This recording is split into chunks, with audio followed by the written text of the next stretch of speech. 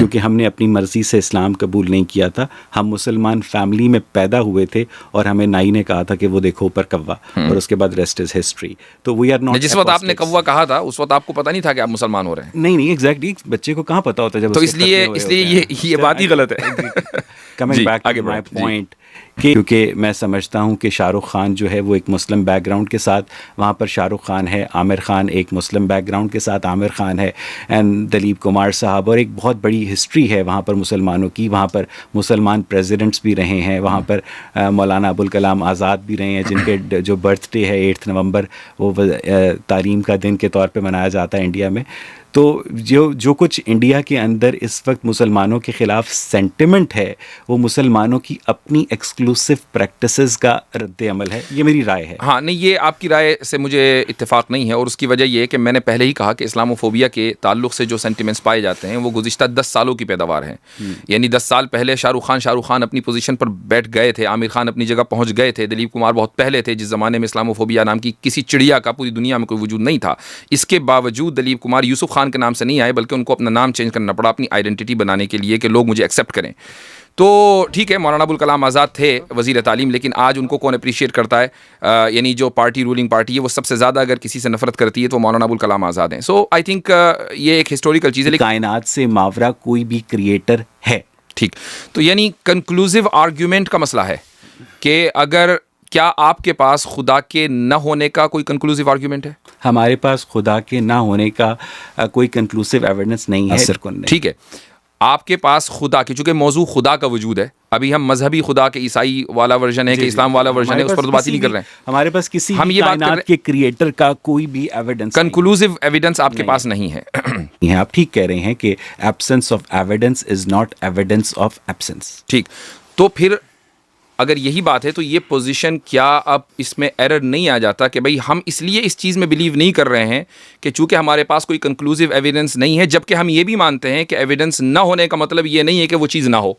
ठीक है, हम तक जिस खुदा का तारुफ करवाया गया है ना वाजदी साहब, वो याकूब से कुश्ती लड़ता है। हम तक जिस खुदा का तारुफ करवाया गया है वो दुनिया के अरबों इंसानों में से एक शख्स को अपना महबूब बना लेता है। नहीं, ठीक है, हम फिर उधर जा रहे हैं कि जहां अभी हमारा वो डिबेट का टॉपिक ही नहीं है, हम सिर्फ simple the concept of God इसके ऊपर बात कर रहे हैं। ठीक है, नहीं है, ये दावा आप लोगों ने किया है कि इस कायनात का कोई खुदा भी है और बाकायदा वो इस कायनात को वजूद में भी लेकर आया है, और मैं यहाँ पर मजहबी खुदा की बात नहीं कर रहा हूं, जब हम आएंगे तो उस पर भी बात। ठीक है, पहला सवाल है वो ये है, how do you know the truth? जो कि जाहिर सी बात है कि हमारा जो सारा झगड़ा है वो ये है कि खुदा सच है या खुदा सच नहीं है। तो हमें पहले ये डिफाइन जरूर करना पड़ेगा कि हम सच को जाने कैसे और किस बुनियाद पर हम सच तक पहुंच सकते हैं। सर, खुदा सच है या खुदा झूठ है, इस बात का फैसला तो हम तब कर सकते हैं ना जब आप ये बात साबित कर दें कि खुदा है। क्या आप खुदा के वजूद को उसकी आइडेंटिटी से अलग करके देख सकते हैं? खुदा की आइडेंटिटी उसकी सिफात हैं, और पहले जात साबित होती है, उसके बाद सिफात साबित होती है। पहले तो जात के ऊपर बात करनी पड़ेगी। मैं आपसे इत्तेफाक करता हूं। अगर मैं ये दावा करूं कि इस वक्त मेरी जैकेट के अंदर टक बिस्किट है, तो आप मुझे कहेंगे कि भाई साबित करो, तो मैं ये निकालूंगा, आपको टक बिस्किट दिखा दूंगा। इसी तरह ये रिलीजन ने दावा किया है कि भाई खुदा एग्जिस्ट करता है, तो इसका बारे सबूत भी आपके ऊपर है कि आप साबित करें कि खुदा एग्जिस्ट करता है। वैसे आपको खुदा की मौजूदगी साबित करने के लिए दलील की जरूरत? आपको जरूरत है, मुझे नहीं। तो आपने कैसे खुदा को पहचाना? मेरी तो फितरत है इंसान। मैं आपसे समझने के लिए कोशिश करता हूं कि आपको कैसे लगता है कि इस कायनात का कोई खुदा है। चले हम इस निटी ग्रिटी में पड़े बगैर, हम मुझे सिर्फ ये, तो आपके नजदीक कोई तो स्टैंडर्ड होगा ना ट्रूथ का। मैं कहता हूं ये सवाल कॉमन सेंस है आपका। एक चीज मुझे सिर्फ ये बताइए, मुझे समझने के लिए बताइए कि इस कायनात का एक खुदा है जो एक कॉन्शियस डाइटी है, ये आपको कैसे पता चली? उस कायनात का खालिक कौन था? ये इसका दावा आपने किया कि इस कायनात का खालिक खुदा था। ठीक है, अब आप साबित करें कि इस कायनात का खालिक खुदा था। आपकी स्क्रीन के ऊपर यहाँ दो अगर आप देख लें, ये कॉलिंस डिक्शनरी है, इसमें जो बर्डन टू प्रूव अगर आप डालेंगे, इसमें जो एंट्री है वो ये लॉ में, a claimant is someone who asks to be given something which they think they are entitled to. ठीक है, सिंपल सी बात है। आप मुद्दई अगर हैं, यानी मिसाल के तौर पर मैं अपने मकान में रह रहा हूं और आप आकर ये दावा करें कि यासिर साहब ये मकान मेरा है, ठीक है, तो मुद्दई आप होंगे, मैं मुद्दाले होऊंगा, ऑब्वियसली बात है। तो बर्डन टू प्रूफ आपके ऊपर होगा। आप बर्डन ऑफ प्रूफ लेने को तैयार नहीं? सुन लीजिए, मैं मुद्दई आप मुद्दई होंगे और मैं मुद्दाले होऊंगा। मेरा काम दलील देना नहीं होगा, आपका काम दलील देना होगा। क्यों? इसलिए कि मैं उस मकान में रहता आ रहा हूं। ये इंसानियत शुरू से किसी मरकजी खुदा में बिलीव करती आ रही है। यही वजह है कि आप अगर किसी भी किताब को उठाएं फिलॉसफी की, तो उसमें जो नॉन एथिस्ट है हिस्ट्री का, वो 500-600 BCE था वो, और इसका नाम डेमोक्रेटिक है। इसके अलावा आपके पास कौन सा तरीका है पहचानने का? आपकी बात की तस्दीक कर दी। मुझे सिर्फ इतना बता दें जी, 1 लाख साल पहले प्लैनेट अर्थ के ऊपर इंसान रहते थे? I don't know. You don't know? No, I don't know. आप कभी शिकागो के फील्ड म्यूजियम में गए? गया हूंगा, लेकिन आई डोंट नो। नहीं, आपको पता है कि जो एनाटॉमिकली मॉडर्न ह्यूमंस हैं वो इस प्लैनेट अर्थ के ऊपर 2.5 लाख साल। क्या हम इर्तिका पर बहस कर रहे हैं? नहीं, मैं सिर्फ आपकी मैं अंडरस्टैंडिंग की बात कर रहा हूं कि आपके नजदीक जिस तरह बहुत सारी चीजें आपको नहीं पता। अच्छा, अब चले, मुझे नहीं पता होंगी। हाँ, मुझे भी नहीं पता। वाजिदी साहब, इंसान इस प्लैनेट अर्थ के ऊपर कब से है? अल्लाहु आलम। आपको हजरत आदम का नहीं पता? नहीं, हजरत आदम का पता है, लेकिन ये नहीं पता कि वो कब आए थे। ये हमें बताया नहीं गया। अच्छा, इसका मतलब ये है कि जो तारीख इब्ने कसीर है उसके अंदर ये लिखा गया है कि जहाँ तक मैंने पढ़ा है, correct me if I am wrong, आप यस यू आर रॉन्ग। तो हमारी हिदायत का जो डिपेंड करता है, इस पे नहीं करता कि हजरत आदम कब थे, इस पे डिपेंड करता है कि हजरत आदम मुसलमान थे और उस पर हम तस्लीम करते हैं। अब वो कभी भी हो सकते हैं। अच्छा, हजरत आदम पहले इंसान थे? फिर हम एवोल्यूशन के ऊपर जा रहे हैं। नहीं, एवोल्यूशन पे नहीं जा रहे। ये एवोल्यूशन ही का सवाल है। नहीं, एवोल्यूशन का सवाल नहीं, एवोल्यूशन ही का सवाल है। चलें, अगर आप वो अव्वल बशर थे, उनसे पहले कोई इंसान नहीं। अल्लाहु आलम। आई डोंट नो। ठीक है, आप कब थे वो? ये भी जब भी होंगे, अभी तो बताया मैंने। कहाँ थे वो? आई डोंट नो। आपको ये भी नहीं पता?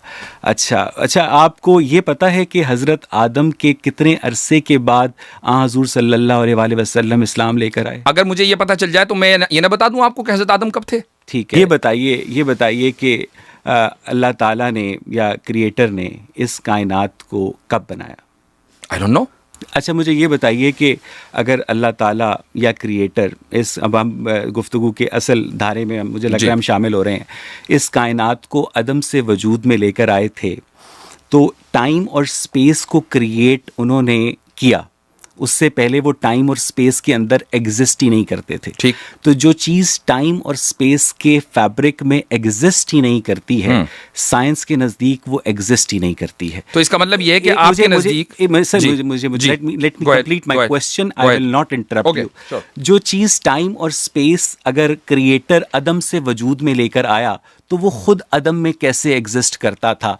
और इस यूनिवर्स को बनाने का रॉ मटेरियल जो कि हमारे पास 75% हाइड्रोजन है, ये यूनिवर्स जो है, इस कायनात को बनाने का रॉ मटेरियल वो क्रिएटर कहाँ से लेकर आया? ठीक। आपने 2 सवाल किए कि वो आदम में कैसे एग्जिस्ट करता था। वो आदम उसके लिए नहीं था, वो आदम मेरे और आपके लिए था। उसका तो वजूद ही वजूद था। Point number 1। अब मैं जवाब दे दूं आपको, जवाब दे दूं। नंबर 2, आपने कहा कि रॉ मटेरियल कहाँ से लेकर आया। अगर उसको रॉ मटेरियल कहीं से लाना हो तो फिर वो क्रिएटर किस काम का? क्रिएटर कहते ही उसको है जो हर चीज़ को बनाए, जो रॉ मटेरियल को भी बनाए और जो ट्रांसफॉर्म भी करे एक चीज़ से दूसरी चीज़ में। क्रिएटर वो है। अगर आप इस्लाम का या किसी भी मजहब का बुनियादी मुकद्दमा नहीं समझते तो फिर आप ये कैसे डिबेट कर सकते हैं? आप ये कह रहे हैं कि रॉ मटेरियल कैसे है? क्या रॉ मटेरियल क्रिएट नहीं हो सकता? बिल्कुल हो सकता है। अगर क्रिएटर को हम ऑल पावरफुल मान रहे हैं तो हम ये भी मान रहे हैं कि वो रॉ मटेरियल भी क्रिएट कर सकता है। बात ये नहीं है। बात ये है कि अगर आप उसको स्पेस में और टाइम में मानते हैं, मसलन कोई भी क्रिएटर है, उसको आपने स्पेसलेस नहीं माना, उसको आपने टाइमलेस नहीं माना, बल्कि उसी टाइम और स्पेस में माना जिसमें ये कायनात वजूद में आई है, तो क्या आप ये कह रहे हैं कि कायनात खुद से खुद वजूद में आ गई? मैंने ये कहा कि हमें तो पता ही नहीं है कि ये कायनात कैसे वजूद में आई है।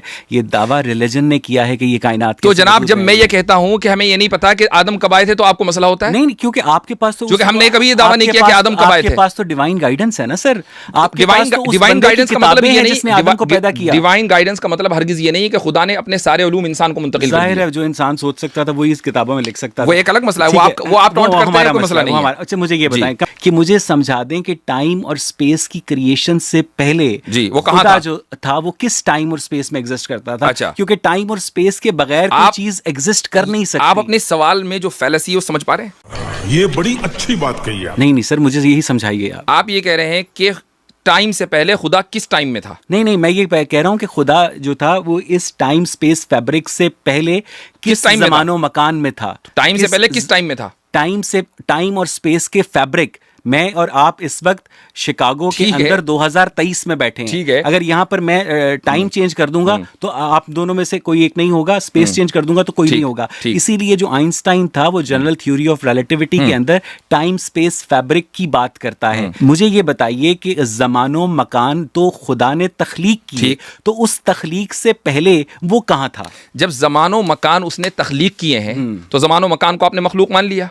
ठीक है, ठीक है। नहीं, ये आपका दावा है कि ये आप ही तो कह रहे हैं कि ज़मानो मकान को अगर उसने तख्लीक किया है तो फिर यानी मैं उसके फैलसी बता रहा हूं। मैंने कहा कि ज़मानो मकान जो है आपके नजदीक खुदा की तख्लीक है। ठीक है, आपके नजदीक खुदा की तख्लीक है। हम तो ये कहते हैं कि हमें नहीं पता। तो वाजदी साहब और अगर तमाम उम्मत मुस्लिमा और तमाम रिलीजियस लोगों के नजदीक ज़मानो मकान खुदा की तख्लीक है, तो उस ज़मानो मकान की तख्लीक से पहले खुदा कहाँ था? से पहले आप ये कह रहे हैं कि खुदा भी किसी टाइम और स्पेस में था? नहीं। फिर वो आज भी नहीं है, वो तो लाज़मान और लामकान है।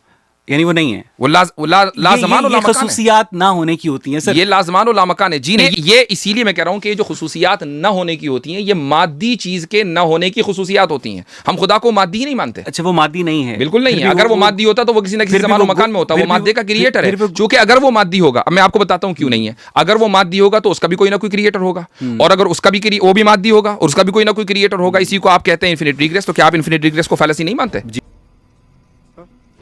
और आप लोगों का ये दावा है कि उससे पहले जो था क्रिएटर एग्जिस्ट करता था। हम इस बात आज भी करता है सर। चलें ठीक है, मुझे ये बताइए कि एक चीज़ जो है क्रिएटर जो है वो टाइम और स्पेस को अगर क्रिएट कर रहा है तो खुद वो अदम में कैसे हो सकता है? वो अदम में, मैं वही तो कह रहा हूं कि आप ये कह रहे हैं कि खुद वो अदम में कैसे हो सकता है। अदम में तो हम थे, वो तो वजूद ही वजूद है, वो सरापा वजूद है। अगर वो तो आप ये नहीं कहेंगे, आप ये नहीं कहेंगे सरापा वजूद है तो इसका मतलब ये है कि उसने वो किसी टाइम और स्पेस में रहता तो था। बात यही है ना कि आप उस साइंटिज्म से नहीं निकल पा रहे हैं। अच्छा, इसी को मैं साइंटिज्म कहता हूं। आप चाहे इसको तस्लीम करें या ना करें, मैं नहीं, सारी दुनिया कहती है साइंटिज्म। आप हम साइंटिज्म, हम साइंटिस्टिक बिलीव नहीं रखते हैं। साइंटिफिक हम थ्योरीज मान लेते हैं लेकिन साइंटिस्टिक बिलीव नहीं रखते हैं। मुझे ये बताइएगा कि हमने ये कब दावा किया आपके आर्गुमेंट के नतीजे में कि हम इंफीरियर बीइंग्स हैं और हमें एक सुपीरियर बीइंग्स की जरूरत है? ठीक, मैं इसका जवाब दे रहा हूं, सुन लीजिएगा। आपने दो एतराज़ात किए हैं। पहला एतराज़ ये किया कि हमारा दावा ये कब है कि हम सुपीरियर बीइंग इंफीरियर बीइंग हैं। दूसरा आपने कहा कि किसी भी चीज़ के इमेजिन कर लेने का मतलब ये कहाँ होता है कि वो फिर मौजूद ही हो। ठीक है, इन दोनों सवालों का जवाब लीजिए।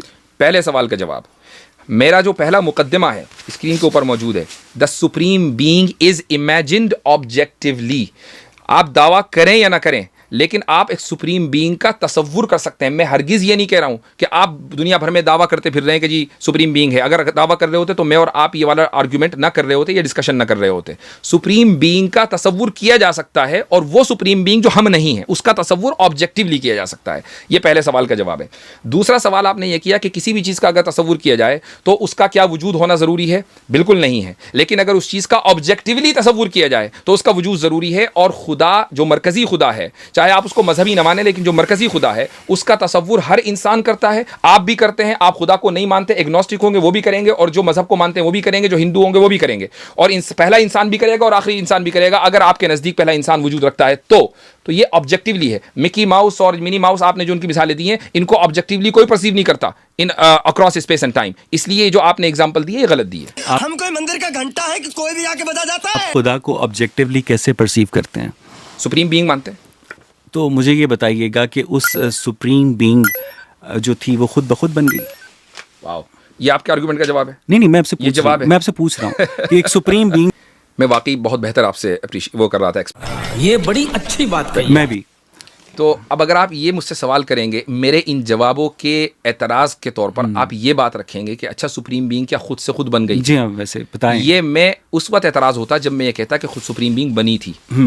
तो आप ये कहते खुद से खुद बनी थी या किसी ने बनाया? इल्मुल कलाम हो गया ना। तो हम तो what do you mean by इल्मुल कलाम हो गया? मैं आपसे कहूंगा तो ये तो साइंस हो गई ना, मैं कह सकता हूं।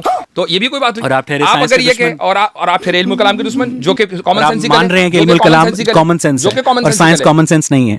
मैं मानता हूं उसको, लेकिन साइंस की जो सारी थ्योरीज हैं वो कॉमन सेंस नहीं है। अच्छा, ठीक है, लेकिन मैं साइंस और इल्मुल कलाम के दरमियान डिबेट नहीं करना चाहता। What I am trying to say कि ये आपका बहुत मशहूर जुमला है कि आप रूल्स के पीछे चुप, आप इसके पीछे चुप रहे हैं। यानी जब आपके सामने दलील आती है और आप बेबस हो जाते हैं तो आप ये कहते हैं आप उसके पीछे चुप रहे हैं। खैर वो तो मैंने किसके पीछे छुपा हूं? सुन लीजिए, आप साइंस के पीछे इतनी देर से छुप रहे थे। अच्छा, साइंस दलील नहीं अब है। ये नहीं है, खुदा के वजूद में साइंस दलील नहीं, मैं साबित कर चुका हूं। अच्छा, अब वो नेशनल एकेडमी ऑफ आप ये कहते साइंसेस, हैं, जी वही ठीक है। अब मैं आपको ये कह रहा हूं कि भाई अगर खुदा के बारे में हम ये कहते कि उसके वजूद का आगाज हुआ है, तो आप मुझसे ये सवाल करते कि कैसे हुआ है। जब हम ये कह रहे हैं कि उसके वजूद का आगाज ही नहीं हुआ, तो ये सवाल तो इररिलेवेंट है, ये सवाल ही गलत है। तो हो गया ना फैसला। अच्छा, इसका मतलब ये है कि जो खुदा है आपकी अंडरस्टैंडिंग के मुताबिक वो हमेशा से था इस दलील का जवाब है आपके पास? और हमेशा रहेगा। मैं क्योंकि आपने मुझे यही नहीं समझाया ना कि जो सुपीरियर बीइंग है वो हमेशा से कैसे एग्जिस्ट कर सकती है, और आलम इम्कान के अंदर ऐसी कौन सी पॉसिबिलिटी है जिसके नतीजे में आपने ये इन्फर किया है कि क़यामत के बाद भी वो हमेशा एग्जिस्ट करती रहेगी। मुझे बताइए, जवाब दूं? कि मुझे बताइए कि जो सुपीरियर बीइंग है वो हमेशा से खुद ब खुद से कैसे एग्जिस्ट कर सकती है आपके तसव्वुर के मुताबिक। ठीक, थोड़ी देर के लिए मान लें कि उसने खुद से खुद वजूद नहीं हासिल किया, बल्कि किसी ने वजूद बख्शा उसको, थोड़ी देर के मान लेते हैं, तो फिर इन्फिनिट रिग्रेस है सर। एग्जैक्टली, हमारे पास तो यही आपके पास इस प्रॉब्लम का कोई हल नहीं है। ये आपके पास नहीं है, हमारे पास तो हल है। एग्जैक्टली, खुदा है, बिल्कुल है, इसलिए कि आपके नजदीक जिस खुदा के इनकार का जो पैमाना है वो साइंस है, और साइंस खुद कह रही है कि ये पैमाना नहीं है। आप उस पैमाने को इस्तेमाल कर रहे हैं जो पैमाना नहीं है, और हम उस पैमाने को इस्तेमाल कर रहे हैं जो पैमाना है। मेरे और आप में जमीन आसमान का फर्क है जो हम बात कर रहे हैं। यही तो मैं कह रहा हूं। ये आप भाई आप मतलब मुझे हैरत हो रही है कि आप मेरे बेसिक से आर्गुमेंट को नहीं समझ पा रहे हैं। आप जो दलील दे रहे हैं ना, वो मेरी दलील है, आपकी दलील नहीं है, फॉर योर इन्फॉर्मेशन। मुझे पता है आप बहुत बाइल में हैं, आप बहुत हाजिर जवाब हैं। तो मुझे ये बताइएगा कि अगर उसको खुद में वजूद में रखने के लिए किसी मटेरियल वर्ल्ड की जरूरत नहीं है, तो वो इस मटेरियल वर्ल्ड को उसने तख्लीक क्यों किया? इन्फिनिट रिग्रेस को आप सही मानते हैं? मटेरियल वर्ल्ड में यस। मटेरियल वर्ल्ड में सही मानते हैं? जी हाँ। सही मानते हैं आप? जी, मटेरियल वर्ल्ड में यस, बिल्कुल सही मान रहे हैं? बिल्कुल सही मानते हैं। Are you sure? जी, ओके, ये भी मेरे लिए बड़ा इंकिशाफ है। ठीक है। और वो इसलिए कि अगर मटेरियल वर्ल्ड में इन्फिनिट रिग्रेस होगा तो आप कभी वजूद में नहीं आएंगे, और आप मौजूद हैं। काश के मेरा 10 साल का बेटा होता तो आपको एक्सप्लेन करता कि इतनी मामूली सी चीज़ें 10 साल के बच्चे हमारे यहाँ जानते हैं इस चीज़ को। क्या आप मल्टीवर्स थ्योरी से किसी 0.1% मुत्तफिक हैं?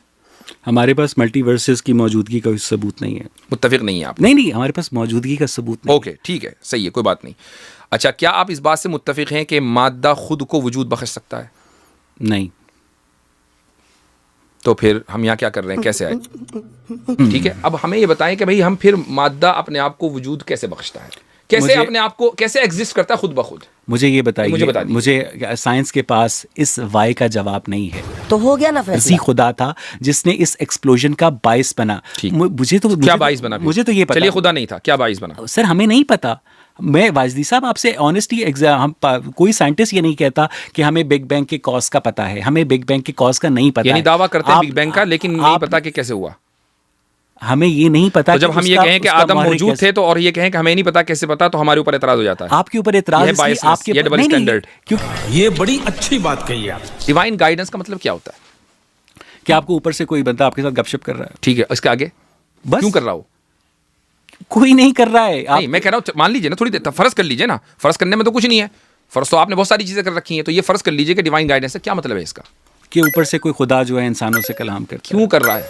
ये आप बताएं ना, क्योंकि हमारे नजदीक तो कर ही नहीं रहा। ओहो, मैं फर्ज की बात कर रहा हूं। सर फर्ज कर लीजिए, इसलिए कर रहा है, कुछ तो कहिए। मैं फर्ज तब करूं जब मेरे नजदीक खुदा जो है इंसानों से कलाम कर रहा हो। वो खुदा आपके वहम की जो है पैदावार है। ठीक है, आप हमारे वर्ल्ड व्यू के एतबार से बता दीजिए ना कि वो यूं कर रहा है। मुझे आपके वर्ल्ड व्यू की अगर समझ होती तो मैं यहाँ आपसे डिबेट क्यों कर रहा होता?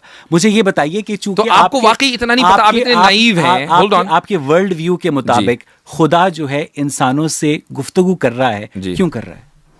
अगर अब मैं बताऊं आप कबूल कर लेंगे? मैं कबूल नहीं, मैं सवाल करूंगा ना। अच्छा ठीक है, तो खुदा ने हमसे या इंसान से जो बिलवास्ता गुफ्तगू की है अंबिया और रसूलों के वास्ते से, वो इसलिए गुफ्तगू की है, और मैं बता रहा हूँ कि डिवाइन गाइडेंस किसको बोलते हैं। वो इसलिए गुफ्तगू की है ताकि इस दुनिया के अंदर एक इंसान अच्छा इंसान कैसे बने, नंबर 1, नंबर 2 उसकी आखिरत में वो कामयाब कैसे हो। ये 2 चीज़ें हैं बस। इस दुनिया की भलाई और आखिरत की भलाई, इसी को बोलते हैं सआदत फिद्दारैन। ये डिवाइन गाइडेंस का इससे ताल्लुक़ है। जिस चीज़ का ताल्लुक़ इससे नहीं है वो डिवाइन गाइडेंस नहीं है।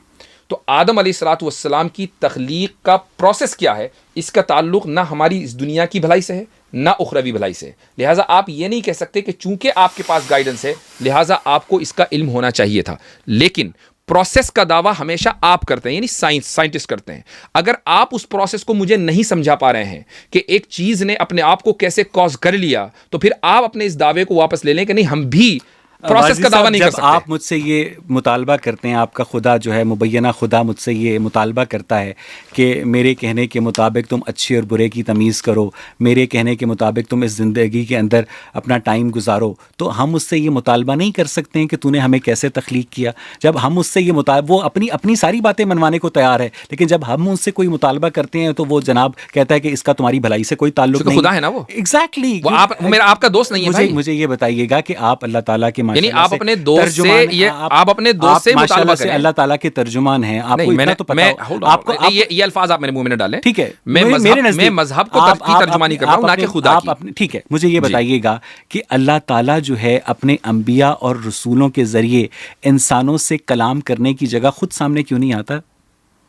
अच्छा, अगर वो सामने आ जाता तो आप मान लेते? आराम से। अच्छा, मसले कोई नहीं। तो इसका मतलब ये कि आप एम्पिरिसिस्ट हैं। क्या है? एम्पिरिसिस्ट हैं आप? मैं ऑब्जेक्टिव हूँ भाई साहब। मुझे आप ऑब्जेक्टिव यानी अगर आप किसी चीज को देखेंगे तो मानेंगे? जी हाँ। अगर नहीं देखेंगे तो नहीं मानेंगे? जाहिर है। आपने अपने आप को देखा कभी?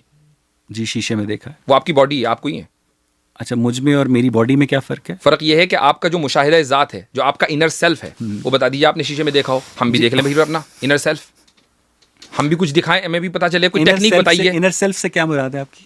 वही जो दलील इल्जामी थी ना, वही मुराद है। अब आप मुझे बताइए। मुझे ये बताइएगा कि अल्लाह ताला को वो इनर सेल्फ, मैं बताता हूँ क्या मुराद है। आपने पूछा मुझसे, आपने मुझसे पूछा ना, मुझे मैं बता देता हूँ इनर सेल्फ क्या है। मुझे अपनी बात पूरी कर लेने दें। सर, आपने सवाल किया, उसका जवाब तो दे दूं। ठीक है, इनर सेल्फ क्या है? आपने इनर सेल्फ के बारे में सवाल किया। इनर सेल्फ वो चीज़ है कि जो खुश होती है, जो गमगीन होती है, वो इनर सेल्फ के जिसके ऊपर जो है यानी कभी गुस्सा तारी होता है, जो जेलस होती है, ये जो बॉडी है ये उस इनर सेल्फ का मजहर है। आप गुस्से का इजहार अपनी बॉडी के जरिए करते हैं, लेकिन गुस्से का जो सुदूर है वो आपके इनर सेल्फ से हो रहा है। तो अब अगर आप ये कहें कि नहीं मेरे अंदर तो ना गुस्सा होता ना मैं कभी खुशी होता, तो ठीक है, नो प्रॉब्लम। लेकिन अगर आपके यहाँ ये सारी चीज़ें मौजूद हैं तो आप अपने इनर सेल्फ को के एग्जिस्टेंस को मानते हैं, और ये कॉमन सेंस की बात है। खुद सामने क्यों नहीं आता? तो आप इनर सेल्फ को खुद सामने क्यों नहीं आता? मैं वही तो कह रहा हूँ, उसी का जवाब दे रहा हूँ कि आप अपने इनर सेल्फ को न देखे हुए मान रहे हैं। क्यों मान रहे हैं? मुझे ये बताइएगा कि अपने इनर सेल्फ को मैं महसूस करता हूँ, ठीक है, अपनी फिजिकल बॉडी के अंदर। जी। और अभी तो आपने देखने की बात की थी। मैंने खुदा को देखने की बात की थी ना। तो इनर सेल्फ को देखने की क्यों बात की? खुदा और इनर सेल्फ बराबर है? नहीं, आपने उसूल दिया। आपने उसूल दिया कि मैंने पूछा, मैंने कि आप किसी भी चीज को जब मानेंगे जब आप देख लेंगे, कहने का हाँ। मैंने इसीलिए पूछ लिया था, पहले ही कंफर्म करा लिया। मुझे मालूम था कि आप ये कहेंगे। अगर मैं ये कहूँ कि मैंने खाना खाना है और आप मेरे आगे लोहे की बाल्टी रखते हैं, तो आप कहेंगे खाएं। आपने तो कहा था कुछ मैं खाना है, तो आप जब खा रहे हैं तो खाएं। तो इसका मतलब ये आप इनर सेल्फ को यही मैं कह रहा हूँ, इनर सेल्फ की गॉड के साथ फॉल्स इक्विवेलेंस है। एक गॉड को इंसानों के साथ राब्ता करने के लिए अंबिया और रसूलों की जरूरत क्यों पेश आती है? गॉड खुद अपने आप को सामने लाकर बता दे कि भाई मैं हूँ। उसकी दो वजह मैंने आपको बताई, दो वजह बताऊंगा। पहली वजह तो मैं ऑलरेडी बता चुका हूं। मैंने इनर सेल्फ के साथ गॉड को कंपेयर नहीं किया है। या आप अपने अल्फाज मेरे मुंह में न डालें, बल्कि मैंने आपके इस उसूल को कि मैं जब देखूंगा तो मानूंगा, इसको डिबंक किया है। ठीक है, तो इस उसूल को डिबंक करने के लिए मैंने इनर सेल्फ की मिसाल दी है। Point number 1। पॉइंट नंबर 2, खुदा अगर सामने आ जाए, ठीक है, यानी वो इस जमान व मकान में आ जाए, जो वो आ सकता है, उसके ऊपर उसको हर चीज की कुदरत है। लेकिन आप ये कह रहे हैं कि इस जमानो मकान की क़ुयूद में आने के बाद खुदा मुक़य्यद बन जाए, तो वो खुदा जो मुतलक है and at the same time आप उसको मुक़य्यद मानना चाहते हैं, तो क्या आप इसको कॉन्ट्रडिक्शन नहीं समझते? अगर वो खुदा जो है वो इस ज़मानो मकान का मोहताज नहीं है, तो वो खुदा इस ज़मानो मकान के अंदर कॉरेस्पॉन्डेंस का जो तरीका इवॉल्व करके उसने जो ढूंढा है, तो इसका मतलब ये है खुदा इतना आपका बेबस और लाचार और मजबूर है कि वो इस ज़मानो मकान के अंदर जो है अपने इजहार को ला ही नहीं सकता। आपने ये कहा कि खुदा जो है वो सामने क्यों नहीं आ जाता। मैंने उसका जवाब पहले ही दिया कि आपका जो ये उसूल था कि वो मेरे पास डायरेक्टली फरिश्ता क्यों नहीं भेज देता उसको? वो एक बंदे के पास गार में छुप के भेजता है और कहता है जा बाकियों को बता दे। मेरे पास डायरेक्टली क्यों नहीं भेज देता? अच्छा, अगर आपके पास आ जाए तो इन भाई का भी ये सवाल होगा कि इनके पास भी एग्जैक्टली, आए। हर एक के पास आ ठीक, जाए। मेरा भी आए, कोई मसला है? सबके पास आए ना, कोई मसला है? नहीं मेरे पास भी आए, हाँ, सबके पास फरिश्ता आ जाए, exactly. हम सब प्रॉफिट्स बन जाए। नहीं, प्रॉफिट्स ना बन जाए ना, फरिश्ता तो प्रॉफिट के बाद आता है ना। आपका मकसद प्रॉफिट भेजना है या आपका मकसद इंसानों की इस्लाह है? जब सबके पास फरिश्ता आ जाएगा तो इंसान को हिदायत के लिए जरूरत ही क्या है? मुझे आपकी बात समझ नहीं आई। जब सबके पास फरिश्ता आ जब सबके जाएगा, साथ सबके पास फरिश्ता आ guidance जाएगा, आ जाएगी, ठीक, तो ठीक। उसके बाद तो ये दुनिया जन्नत बन चूंकि जाएगी। मकसद खुदा का हर इंसान को गाइड करना ये नहीं है क्रिएशन का मकसद। इस दुनिया के अंदर भेजने का मकसद है इम्तिहान कि अपनी तुम मर्जी से खुदा को तलाश करो और सही खुदा तक पहुंचो, ये है। इसलिए बाज अफराद के पास, अंबिया अलैहिमुस्सलातु वस्सलाम के पास, रसूलों के पास अल्लाह ताला ने फरिश्ता भेजा। अगर हर इंसान के पास फरिश्ता आता, हर इंसान के पास फरिश्ता आता, तो इस दुनिया के अंदर ना कोई उम्मती नहीं होती, बल्कि सारे के सारे प्रॉफिट्स होते। और अगर सारे के सारे प्रॉफिट्स होते तो फिर इस दुनिया के अंदर, होल्ड ऑन, मैं अपनी बात मुकम्मल कर लूं, मैं अपनी बात मुकम्मल कर लूं कि अगर सारे के सारे प्रॉफिट्स होते तो इस दुनिया के अंदर शर का वजूद नहीं हो सकता था। फिर हमारे इम्तिहान का मकसद क्या? फिर हमें दुनिया में आने की जरूरत क्या है? हम जन्नती में रहते ना। इंसान की आप ये कहिए, आपका जो सवाल जो है ना वो ये होना चाहिए, का मकसद क्या है? आपकी इंसान की तख्लीक मैं का आपको मकसद सही क्या है? सवाल समझाता हूँ। जी, आप सही सवाल ये करें, हमको ये सही मंदिर का सवाल ये घंटा है करें कि कोई भी कि भाई आके हम इस बता दुनिया में जाता क्या है। कर रहे हैं, हम तो जन्नती में रहते मैंने हैं। यही अगर पूछा आप ये आपसे। सवाल कर रहे इंसान हो, की तख्लीक का मकसद क्या है? इम्तिहान, जिसका नतीजा उसे पहले ही पता है। बिल्कुल। तो ये कैसा इम्तिहान हुआ? मुझे पता है अपने स्टूडेंट का नतीजा, मुझे मालूम है इनमें कौन फेल होगा कौन पास होगा, जबकि मेरे पास लिमिटेड नॉलेज है। तो इसका मतलब है हम मजबूर महज हुए? नहीं, अच्छा, हम कादिर हुए, बिल्कुल जिसका नतीजा उसे पहले पता है। जी। ठीक है, चलें आपको नहीं फिर। समझ में, अब मैं समझाता हूँ आपको। मेरा समझना ख्याल है कि चाहेंगे? आज की गुफ्तगू जो है समझना फिर चाहेंगे इस चीज़ को? मसला तकदीर पर दोबारा कर चले ठीक चलें, ठीक है। चले ठीक है, इसी नोट के ऊपर जो है हम